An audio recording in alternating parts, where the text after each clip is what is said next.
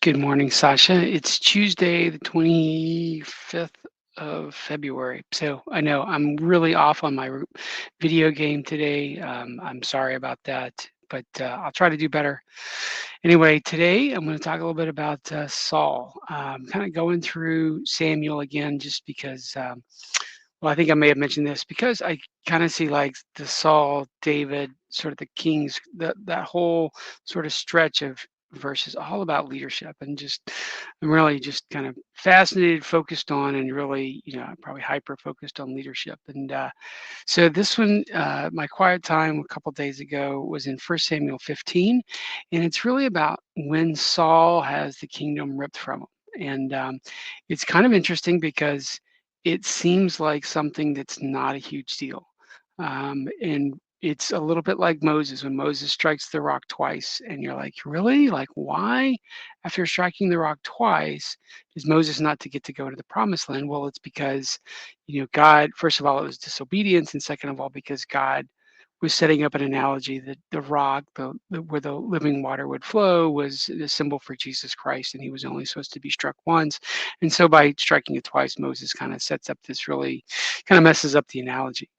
And for Saul, what I've heard was interesting is in this passage, he is taking in the sacrifices and he is performing the sacrifices. And so the idea, kind of why this is a big deal, is because Saul was already a king. He had been anointed the king.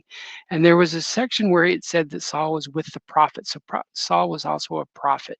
And there was only supposed to be one person who was supposed to be both king, priest, and prophet, and that was Jesus Christ. And so Saul was set up to be the prophet and a king, but was not supposed to be a priest. And when he offers the sacrifice, he's acting as a priest. And so again, he's kind of messing up sort of the thing that God was trying to sort of set up there. And there's some other things about him not being patient, not waiting. Samuel sort of shows up right as it's all done, and it's like, why didn't you just wait a little bit? There's also some hints as to some of the problems Saul's going to face, which is, I would just call it peer pressure, because Saul continues to give in to the crowd. I'll talk in a few days.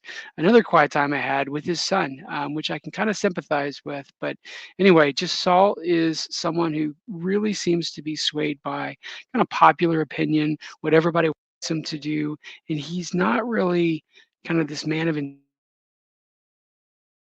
through. So anyway, that's my quiet time. Hope you're reading the Bible. I'd love to hear a text or comments just on what you're learning from God and what God's speaking to you. All right, talk to you later. Love you. Bye.